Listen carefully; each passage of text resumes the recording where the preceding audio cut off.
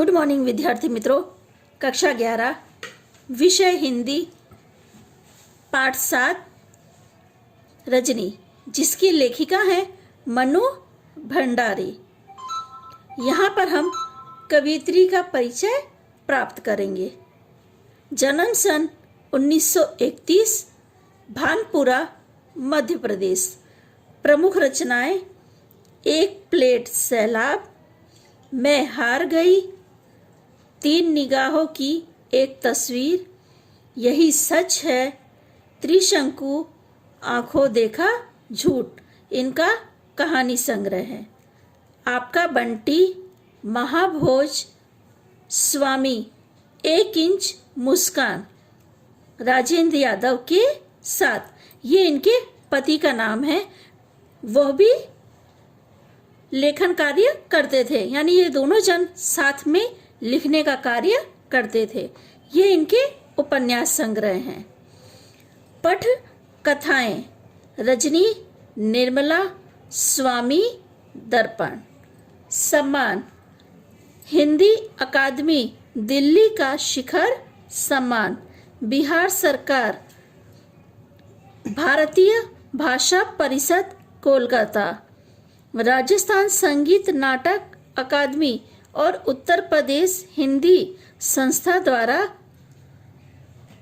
पुरस्कृत।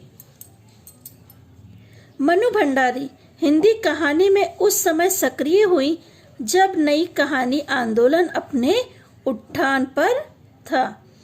नई कहानी आंदोलन में जो नया मोड़ आया, उसमें मनु जी का विशेष योगदान रहा।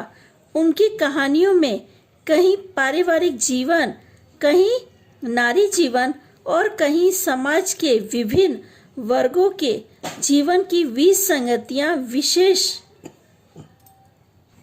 आत्मीय अंदाज में अभिव्यक्त हुई हैं। उन्होंने आक्रोश, व्यंग और संवेदना को मनोवैज्ञानिक रचनात्मक आधार दिया है। वह चाहे कहानी हो, उपन्यास हो या फिर पटकथा ही क्यों ना हो।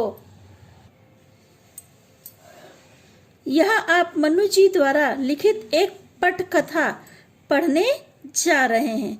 पटकथा यानी पट या स्क्रीन के लिए लिखी गई यह कथा रजत पट फिल्म की स्क्रीन के लिए भी हो सकती है और टेलीविजन के लिए भी।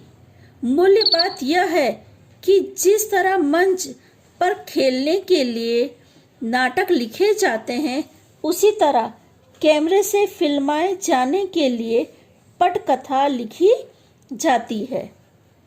कई लेखक किसी भी दूसरी विधा में लेखन करके उतना लोगों तक अपनी बात नहीं पहुंचा सकते जितना कि पटकथा लेखन द्वारा, क्योंकि पटकथा शूट होने के बाद धारावाहिक या फिल्मों के रूप में लाखों करोड़ों दर्शक तक पहुंच जाती है।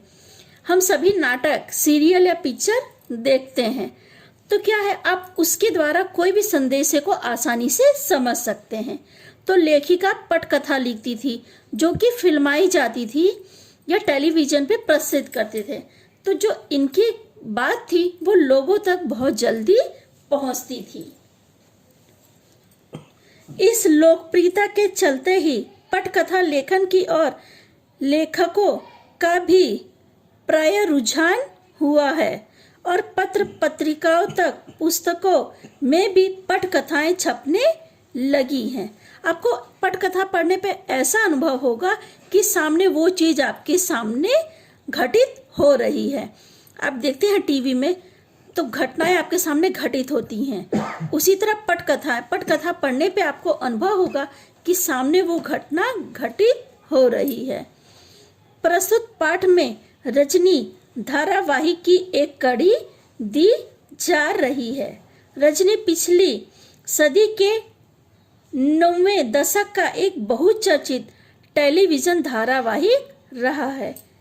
यह वह समय था जब हम लोग और बुनियाद जैसे सोप ओपेरा दूरदर्शन का भविष्य गढ़ रहे थे। बासु चटर्जी के निर्देशन में बने इस धारावाहिक की हर कड़ी अपने आप में स्वतंत्र और मुकम्मल होती थी और उन्हें आपस में गूंथने वाली सूत्र रजनी थी। हर कड़ी में यह जुझारू और